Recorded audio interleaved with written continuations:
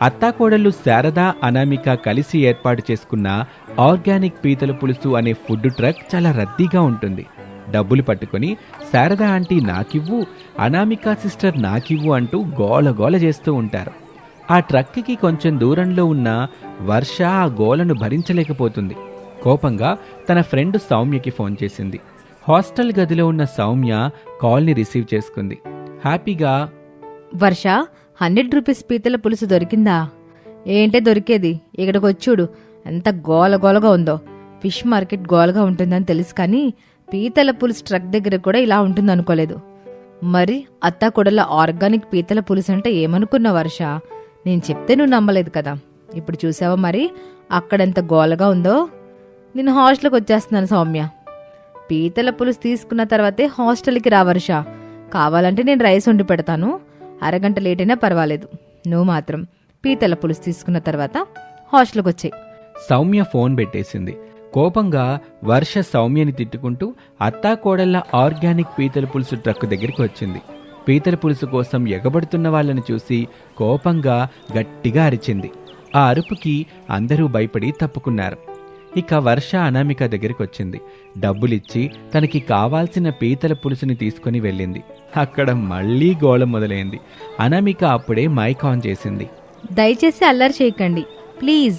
Bill counter దగ్గర డబ్బులు కట్టేసి బిల్ తీసుకుని లైన్లో రండి. మీ అందరికీ ఇష్టమైన పీతల పులుసుని తీసుకుని వెళ్ళొచ్చు అని చెబుతూ ఉంటుంది అనామిక. అత్తగారు శారద బిల్ మిషన్ పట్టుకుని కూర్చుంటుంది. అందరూ లైన్లో వెళ్ళి డబ్బులు కట్టేసి బిల్లు తీసుకుంటూ ఆ బిల్ని కౌంటర్ మీదున్న అనామికకి ఇచ్చేవాళ్ళు. అనామిక వాళ్ళకి పీతల పులుసు కట్టేసి ఇచ్చేసేది. ఇలాగే రోజులు గడుస్తూ ఉంటాయి. అత్తాకోడళ్ళు మొదలుపెట్టిన పీతల పులుసు వ్యాపారం బాగా నడుస్తూ ఉంటుంది. కావాల్సిన డబ్బుల్ని సంపాదించి పెడుతూ ఉంటుంది. బెడ్రూమ్లో అత్తాకోడళ్ళు తమకొచ్చిన లాభాన్ని లెక్క చూసుకుంటూ మురిసిపోతూ ఉంటారు. అత్తయ్య, నాకు ఒక ఐడియా వచ్చింది. నాకు కూడా ఒక ఐడియా వచ్చింది కోళ్ళ. అత్తయ్య, ముందుగా నాకు వచ్చిన ఐడియా గురించి చెప్తాను. లేదు లేదు కోళ్ళ, ముందు నాకు వచ్చిన ఐడియా గురించే చెప్తాను అని అత్తాకోడళ్ళు మాటలతో గొడవపడుతూ ఉంటారు. హాల్లో కూర్చొని టీవీ చూస్తున్న తండ్రి కొడుకులు ప్రసాదు, రమేష్లు అత్తాకోడళ్ళ మాటలు గొడవ విని పరుగున అక్కడికొచ్చారు. అత్తాకోడళ్ళు వాళ్ళని చూసి గొడవ ఆపేస్తారు. ఏమైందండి? ఏమైంది బాబు? ఎందుకలా కంగారు పడతా వచ్చారు? అదే నేను అడుగుతున్నాను శారదా. మీ అత్తాకోడలికి ఏమైంది? ఎందుకలా మాటలతో గొడవ పడుతున్నారు? గొడవ లేదు, ఏం లేదు. పీతల పులుసు వ్యాపారం మీద వచ్చిన డబ్బుల్ని కౌంట్ చేస్తున్నాం. మీరు టీవీ చూసుకోండి. ఎలాండి? ప్రసాదు, రమేష్లు హాల్లోకి వచ్చారు. టీవీ చూసుకుంటూ ఉంటారు. బెడ్రూమ్లో అత్తాకోడలు మాట్లాడుకుంటూ ఉంటారు. కోళ్ళ, మాటలతో మనం అరుచుకోవడం ఏం బాగలేదు. నాకు వచ్చిన ఐడియా చెప్తా నేను. చెప్పండి అత్తయ్య. మనం రోజు లంచ్ టైంలో పీతల పులుసు పెడుతున్నాం కదా. అమ్మకం బాగానే ఉంది కాబట్టి నైట్ కూడా పీతల పులుసు చేసి అమ్మితే ఎట్టా ఉంటుంది చెప్పు? వారేవా అత్తయ్య, నేను కూడా అదే ఆలోచిస్తున్నాను. లంచ్ టైంలో పీతల పులుసు ఇంత బాగా అమ్ముడవుతుంది అనుకుంటే నైట్ కూడా మనం పెట్టామనుకోండి, అప్పుడు కూడా అమ్ముడుపోవచ్చు కదా. నేను కూడా ఆలోచన చేశాను. అదే విషయం మీకు చెప్పాలనుకుంటున్నాను. సర్లే కోళ్ళ, ఇద్దరు ఆలోచన బాగానే ఉంది. నైటు పీతల పులుసు చేసి అమ్ముకుందాం, ఇంకెక్కువ డబ్బులు వస్తాయిగా. కానీ కోళ్ళ, మనకేం పీతలు కావాలి. వాటి గురించి కూడా మరి మనం ఆలోచించాలి కదా. పీతలు లేకుండా మనం నైట్కి పీతల పులుసు చేసి ఎట్టా అమ్ముతాం చెప్పు? అవునత్తయ్య, మనం అసలు ఆ విషయాన్నే మర్చిపోయాం. ఇప్పటికే మనం ఆర్గానిక్ పీతల పులుసు అని చెప్తూ అమ్ముతున్నాం, కానీ మనం చేస్తుంది.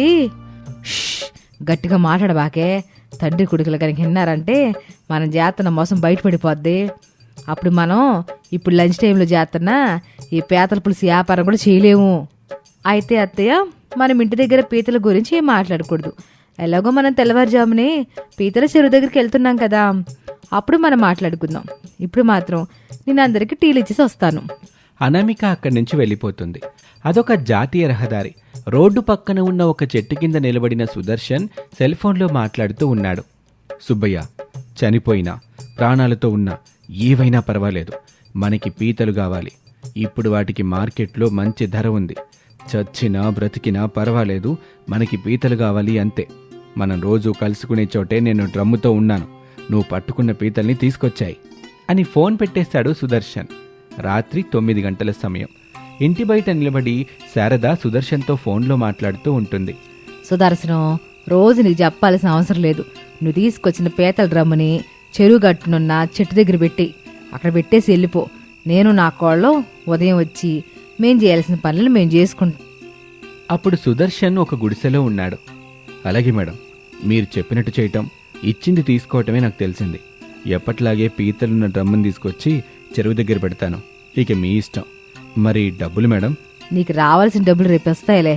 అలాగే మేడం. జాగ్రత్తగా ఉండు సుదర్శనం. ఎట్టి పరిస్థితుల్లోనూ మనం చేస్తున్న నకిలీ పీతల వ్యాపారానికి ఎలాంటి ఇబ్బంది రాదు మేడం. పెద్దసారికి చిన్నసారికి తెలియకుండా మీరు జాగ్రత్తగా ఉండండి చాలు. శారద ఫోన్ పెట్టేసి లోపలికి వెళ్తుంది. డైనింగ్ టేబుల్ మీద అందరూ కూర్చొని తింటూ ఉంటారు. అలా ఆ రోజు గడుస్తుంది. తెల్లవారుజామున 5 గంటల సమయం. అత్తాకోడలిద్దరూ చెరువు దగ్గరున్న డ్రమ్ము దగ్గరికి వచ్చారు. ఆ డ్రమ్ముని తెరిచి చూస్తారు. అందులో కొన్ని చనిపోయినవి, కొన్ని బ్రతికున్న పీతలు ఉంటాయి. అత్తాకోడలు దిక్కులు చూసి ఎవరూ వాళ్ళని గమనించటం లేదు అని డ్రమ్ములో నుంచి పీతల్ని తీసి చెరువులో వేస్తారు. తిరిగి ఏమీ తెలియనట్టుగా చెరువులోకి దిగి వల వేసి వాటిని పడుతూ ఉంటారు. అలా అత్తాకోడళ్ల పీతల పులుసు వ్యాపారం సాగుతూ ఉంటుంది. ఒక రోజున అత్తాకోడళ్ళు చెరువు దగ్గర కంగారు పడుతూ ఉంటారు. ఇప్పుడేం చేద్దాం కోళ్ళ? నిన్నటి నుంచి పీతలు తీసుకొచ్చే సుదర్శన్కి ఫోన్ గలవట్ల. వేరే వాళ్ళ ఫోన్ నెంబర్సే మా దగ్గర లేవు. మరి ఇప్పుడు ఎట్టా? నన్ను అడిగితే నాకు మాత్రం ఏం తెలుసు అత్తయ్య. నేను ఎన్నోసార్లు వేరే వాళ్ళ ఫోన్ నెంబర్ కూడా తీసుకోమని చెప్పాను. మీరే నా మాట వినిపించుకోలేదు. ఇప్పుడు లబోదిబ్బ అంటే ఎలా చెప్పండి? అత్తాకోడలు మాట్లాడుకుంటూ ఉండగా ప్రసాదు, రమేష్లు వాళ్ళ దగ్గరికి వచ్చారు. శారదా, అక్కడ లంచ్ టైం అవుతుంటే ఇంకా మీరు ఇక్కడేం చేస్తున్నారు? పీతల్ని పట్టుకొని ఇంటికెళ్ళేదెప్పుడు? పీతల పులుసు పెట్టేదెప్పుడు? వ్యాపారం చేసేదెప్పుడు? ఏమైందనమిక? మావయ్య, మీరు మమ్మల్ని మన్నించాలి. మాకు తెలుసుకోళ్ళ, ఆర్గానిక్ పీతల పులుసని మీరిద్దరూ వ్యాపారం చేస్తున్నప్పుడే మా ఇద్దరికీ అనుమానం వచ్చింది. అప్పుడే నేను కొడుకు మిమ్మల్ని ఫాలో అయ్యాం చూద్దామని. ఈ అత్తాకోడలు ఎంతకాలం ఈ ఆర్గానిక్ పేరు చెప్పి పీతల పులుసు వ్యాపారం చేస్తారో చూద్దామని ఊరుకున్నాం.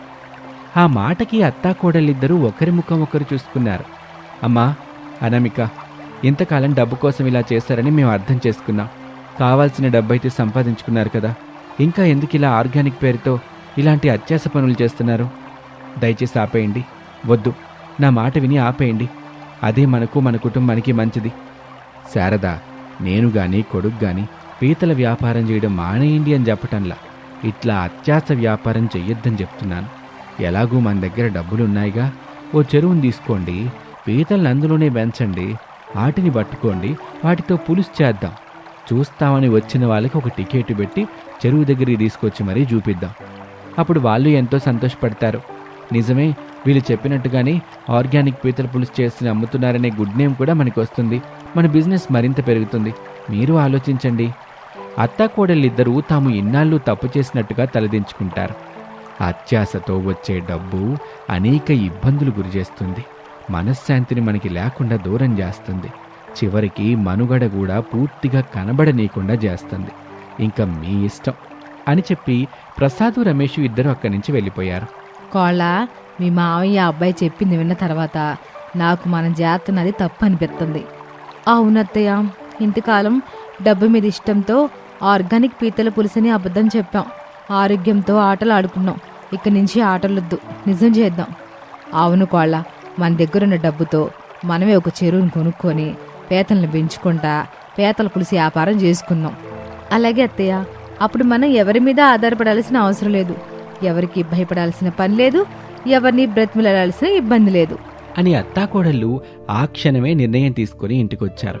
ఇంట్లో ఎప్పటిలాగానే తండ్రి కొడుకులు టీవీ చూస్తున్నారు.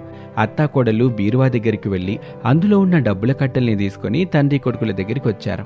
ఏవండి, ఇక పదండి, మీరు చెప్పినట్టుగా ఇక నుంచి మనమే ఒక చెరువు తీసుకొని అందులో ఆర్గానిక్ పద్ధతిలో పీతలను పెంచుకుంటూ వాటితో పీతల పులుసు వ్యాపారం చేస్తాం. ఇప్పుడు లంచ్ టైంలోనే చేస్తున్నాం, అప్పుడు నైట్ డిన్నర్ టైం వరకు చేస్తాం. పదండి, మనకు చెరువు కావాలి. సరే శారదా, మంచన్నది ఎవరు చెప్పినా వినాలి, అర్థం చేసుకోవాలి. మీ అత్తాకోడళ్ళు మేం చెప్పిన మంచిని విన్నారు, అర్థం చేసుకున్నారు. 2 రోజుల్లో మొత్తం మాట్లాడి పెడతాను. ఇప్పుడైతే ఇంట్లో పనులు చేసుకోండి అని చెప్పగానే అత్తాకోడళ్ళు ఆ డబ్బుల్ని తండ్రి కొడుకులకి ఇచ్చేసి ఇంట్లో పనులు చేసుకుంటూ ఉంటారు. ఓ 3 రోజుల తర్వాత ఒక చెరువులో అత్తాకోడళ్ళు పీతల్ని పెంచుతూ ఉంటారు. అలా అత్తాకోడలిద్దరూ చెరువులో ఆర్గానిక్ పద్ధతిలో పీతల్ని పెంచుతూ లంచ్ టైంలోనే కాకుండా డిన్నర్ టైంలో కూడా అందుబాటులో ఉండేలాగా పీతల పులుసు వ్యాపారం చేస్తూ ఉంటారు. అందరి ప్రేమాభిమానాలు పొందుతూ ఉంటారు. అనామిక, రమేష్లు బేకరీలో కూర్చొని కూల్ డ్రింక్స్ తాగుతూ ఉంటారు. అనామిక, ఏదో ముఖ్యమైన విషయం చెప్పాలని ఈ బేకరీకి తీసుకొచ్చావు. గంట గడిచింది, 2 ఎగ్ పఫ్ఫులు తిన్నావు. పెద్ద గ్లాస్ నిండా మ్యాంగో జ్యూస్ నేను తాగాను. ఇప్పుడు మళ్ళీ ఈ కూల్ డ్రింక్ తాగుతున్నాను. ఇప్పటికైనా ముఖ్యమైన విషయం ఏంటో చెప్తావా, లేదంటే ఇంకో గంట ఇలాగే గడిచిపోయేలా చేస్తావా? అనామిక అయోమయంగా చూస్తూ మౌనంగా కూల్ డ్రింక్ తాగుతూ ఉంటుంది. అనామిక, నిన్నే మాట్లాడనామిక, నేను అడిగిన దానికి సమాధానం చెప్పు. అనామిక అలా కూల్ డ్రింక్ తాగుతూనే ఉంటుంది. సరే, నేను వెళ్తున్నాను, బిల్లు కట్టేసి వెళ్ళు. రామ్, ఇక్కడ చెప్పలేను, ప్లీజ్ మా ఇంటికి వెళ్దాం. ఇక్కడ జ్యూసు కూల్ డ్రింకు తాగించావు, ఎగ్ పఫ్ఫులు తినిపించావు. ఇప్పుడు మీ ఇంటికి తీసుకెళ్ళి కడుపు నిండా గడ్డి పెట్టి చెరువు నీళ్ళు తాగిస్తావా ఏంటి? ఊరుకో రామ్, నీకెప్పుడు హాస్యమే. పద మా ఇంటికి వెళ్దాం. అక్కడ నీకు ఖచ్చితంగా నేను చెప్పాలనుకున్న ఆ ముఖ్య విషయం ఏంటో చెప్పేస్తాను. నాకు నమ్మకం దొరకట్లేదు దర్శని. రామ్, చేసిన కామెడీ చాలు, పద మా ఇంటికి వెళ్దాం. మీ ఇంటికి రావటం ఇప్పుడు తప్పదా అనామిక? తప్పదు రామ్. అనామిక డబ్బుల్ని టేబుల్ మీద పెట్టి రమేష్ని తీసుకుని వెళ్ళిపోతుంది. పేద దంపతులైన రాజయ్య, సుజాతలు ఇంటి ముందున్న ఖాళీ స్థలంలో కూరగాయల పంటలు సాగు చేసుకుంటూ మార్కెట్లో వాటిని అమ్ముకుంటూ జీవనం సాగిస్తూ ఒక్కొక్క పైసాని కూతురు అనామిక పెళ్లి కోసం దాచిపెడుతూ ఉంటారు. ఏమోయ్ సుజాత, ఏంటో చెప్పయ్యా, నాకు బాగానే వినిపిస్తుంది. మన అమ్మాయి పెళ్లికి మనం దాచిపెడుతున్న డబ్బు ఇప్పటి వరకు 1,00,000 రూపాయలు దాటిందంటావా? నాకు మాత్రం ఏం తెలుసయ్యా, అంతగా చూడాలనిపిస్తే వెళ్ళి కుండలోని డబ్బులు లెక్కబెట్టి చూసుకో. వద్దులే సుజాత, చూడాల్సిన సమయం వచ్చినప్పుడు చూద్దాంలే. టమాటాలు బుట్ట నిండా పెట్టావా? పెట్టాను మామ, బుట్ట తీసుకుని వెళ్ళేటప్పుడు ఇంత అన్నం తినిపో. ఇంటి ముందు కారాగింది. సుజాత, రాజయ్యలు ఆ కారుని చూశారు. ఎవరో పెద్ద మొత్తంలో కూరగాయలను తీసుకువెళ్ళటానికి వచ్చుంటారని సంతోషంగా ఇద్దరూ కారు దగ్గరికి వచ్చారు. రమేషు, అనామిక ఆ కారు నుంచి దిగారు. సుజాత, రాజయ్య ఆశ్చర్యంగా చూస్తూ ఉంటారు. రామ్, వీళ్ళే మా అమ్మా నాన్నలు. రమేష్ వాళ్ళని చూస్తూ నమస్కారం పెట్టాడు. రాజయ్య, సుజాతలు మాత్రం అలా ఆశ్చర్యంగా చూస్తూ ఉంటారు. నాన్న, నువ్వు ఇంట్లోకి వెళ్ళి కూర్చి తీసుకొచ్చి బయటవే. అమ్మా, నువ్వు తాగడానికి మజ్జిగ తీసుకురా, వెళ్ళండి అని కూతురు అనామిక చెప్పడంతో ఇద్దరూ ఆశ్చర్యం నుంచి తేరుకుంటారు. వెళ్ళానా, వెళ్ళి కూర్చివేయి. అమ్మా, నువ్వు వెళ్ళి మజ్జిగ తీసుకురమ్మా తాగడానికి. రాజయ్య, సుజాత ఇంట్లోకి వెళ్తారు. రమేష్, అనామిక ఇంటి ముందుకొచ్చారు. రాజయ్య కుర్చీ తీసుకొచ్చి వేశాడు. రమేష్ అందులో కూర్చున్నాడు. సుజాత మజ్జిగ తీసుకొచ్చి ఇచ్చింది. రమేష్ తాగాడు. నానా, అమ్మా, తన పేరు రమేష్, నేను తనని ప్రేమిస్తున్నాను, పెళ్లి చేసుకుంటాను. ఆ మాట విని రమేష్తో పాటు రాజయ్య, సుజాతలు చాలా సంతోషపడ్డారు. అనామిక, నిన్ను పెళ్లి చేసుకుంటే నాకు ఇష్టమే. నేను వెళ్ళి మా అమ్మ వాళ్ళతో చెప్తాను. మా అమ్మ వాళ్ళు మీ అమ్మ వాళ్ళతో మాట్లాడడానికి వస్తారు. సరే రామ్. ఆనందంగా రమేష్ కారులో బయలుదేరి ఇంటికొచ్చాడు. ఏమైంది బాబు, ఈరోజు తొందరగా ఇంటికొచ్చావు? అమ్మా, పదే పదే పెళ్లి చేసుకోమని నన్ను ఇబ్బంది పెడుతున్నావు కదా. ఈ పక్కూర్లోనే అనామిక అనే ఒక పేదమ్మాయి ఉంది. తను నాకు బాగా నచ్చింది. మీరు వెళ్ళి మాట్లాడరండి అని రమేష్ అనామిక వాళ్ల వివరాలు చెప్తాడు. శారదా ప్రసాదులు సంతోషపడుతూ అదే కారులో అనామిక ఇంటికొచ్చారు. అనామిక తల్లిదండ్రులు రమేష్ తల్లిదండ్రుల్ని చూసి దండం పెడతారు. కుర్చీలు వేస్తారు. శారదా ప్రసాదులు అందులో కూర్చుంటారు. అనామికని చూశారు. అనామిక అందంగా ఉంది. వాళ్ళిద్దరికీ నచ్చింది. ఇట చూడండి, మీ అమ్మాయి మాకు బాగా నచ్చింది. ఆ మాట విని రాజయ్య, సుజాత, అనామిక చాలా సంతోషపడతారు. అనామిక, నువ్వు మా వాడిని పెళ్లి చేసుకోవాలంటే ఒక షరతు ఉంది, అది నువ్వు ఖచ్చితంగా పాటించాలి. ప్రసాద్ అయిష్టంగా ముఖం పెట్టుకుంటాడు. ఏంటమ్మగారు? మా ఇంటికి కాబోయే కోడలో 24 గంటలు ఇంట్లో పనిచేస్తూనే ఉండాలి, రెస్ట్ ఉండదు. మా ఇంట్లో నేను, మా ఆయన, నా కూతురు, అల్లుడు ఉంటాం. ఎవరే పని చెప్పినా చెయ్యాలి, ఎప్పుడు చెప్పినా చెయ్యాలి. ప్రసాద్ ఆశ్చర్యపోతాడు. రాజయ్య, సుజాతలు అయోమయంగా ఒకరి ముఖాలు ఒకరు చూసుకుంటారు. అనామిక ఆలోచనలో పడింది. చెప్పు అనామిక, రమేష్ని పెళ్లి చేసుకుంటావా లేదా? చేసుకుంటానత్తయ్య. కండిషన్ గుర్తుంది కదా అనామిక? కోడలుగా నా ఇంట్లో అడిగి పెట్టినప్పటి నుంచి 24 గంటలు నువ్వు ఇంట్లో పని చేస్తూనే ఉండాలి. అలాగే అత్తయ్య, పెళ్లి ముహూర్తం పెట్టి కబురు చేస్తాను. మన మధ్య ఉన్న కండిషన్ గురించి మా బాబుకు చెప్పబాక. అలాగే అత్తయ్య, నేను చెప్పను, మీరు చెప్పకండి అని చెప్పగానే శారదా ప్రసాదులు ఆ ఇంటి నుంచి కారులో బయలుదేరారు. శారద, అనామికకి 24 గంటలు పనిచేయాలనే కండిషన్ని ఎందుకు పెట్టినట్టు? ఆ అమ్మాయి అలా పనిచేయడం నాకు ఇష్టం లేదు. పేదాడు మన ఇంటి ముందు అడుగు పెడితేనే ఇష్టపడను నేను. ఒక పేద అమ్మాయిని కోడలకి ఎట్టా ఒప్పుకుంటాను అనుకున్నారు చెప్పండి? అందుకే అట చెప్పా. వారం రోజుల తర్వాత మంచి ముహూర్తం చూసి రమేష్ అనామికలకి పెళ్లి చేస్తారు. అనామిక కోడలిగా పెళ్లి బట్టలతో శారద ఇంట్లో అడుగుపెట్టింది. శారద, ప్రసాదు, కూతురు, అల్లుడు అందరూ ఆ ఇంట్లో ఉన్నారు. బాబు రమేష్, నువ్వు నీ గదిలోకి వెళ్ళు, నేను కోడలికి మా నాన్నని పరిచయం చేసి పంపిస్తాను.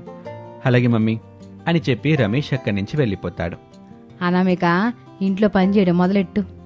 బట్టలు మార్చుకుని మొదలు పెట్టమంటారా, ఈ బట్టల మీద పని చేయమంటారా? అవును కోళ్ళ, ఈ బట్టల మీద పని చేయి. అలాగే అత్తయ్య. పెళ్లి బట్టలతోనే అనామిక ఇంటి పని చేయటం, వంట చేయటం మొదలు పెడుతుంది. రమేష్ గదిలో అనామిక కోసం చూస్తూ ఉంటాడు.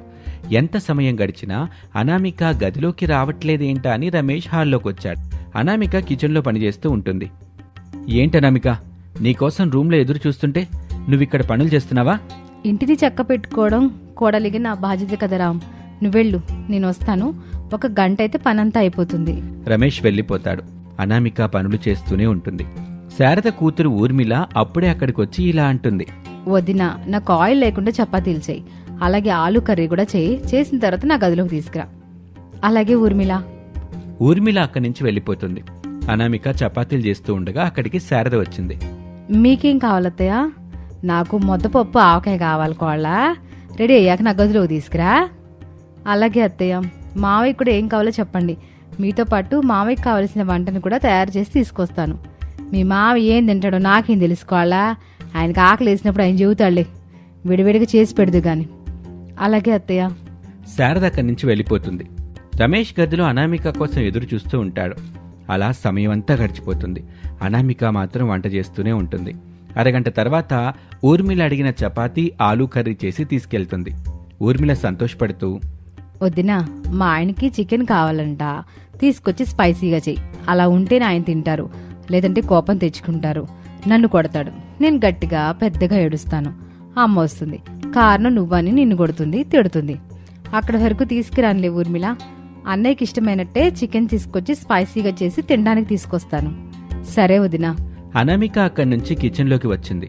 శారద అక్కడుంటుంది. ఏమైంది అత్తయ్య? కోళ్ళ, నా ముద్దపప్పు ఆవకాయ ఇంకా రెడీ అవ్వలేదా? అవుతుంది అత్తయ్య. అలా అనామిక ఆ ఇంట్లో పని చేస్తూనే ఉంటుంది. రాత్రయింది. అనామిక గిన్నెలు వాష్ చేస్తూ ఉండగా ఊర్మిళ తన భర్తతో అక్కడికొచ్చి నైట్ తినటానికి ఏమేం కావాలో చెప్పింది. అనామిక సరే అంటుంది. శారద వచ్చింది. తన డిన్నర్కి కావాల్సినవి చెప్పింది. అనామిక సరే అంటుంది. అలా అనామికని 24 గంటల పాటు పని చేయిస్తూనే ఉంటారు. అప్పుడు ప్రసాద్ తనలో తాను, ఈ తల్లి కూతుర్లకి మా కోడలు బుద్ధి చెప్పేలాగా ధైర్యం, తెలివిని నువ్వే ఇవ్వాలి తల్లి అంటూ అమ్మవారిని వేడుకుంటాడు. అలా అనామిక అత్తగారింట్లో 24 గంటల పాటు పని చేస్తూనే ఉంటుంది. ఇది వాల్టి కథ. మరొక ఆసక్తికర కథలో మళ్ళీ కలుద్దాం. నమస్తే.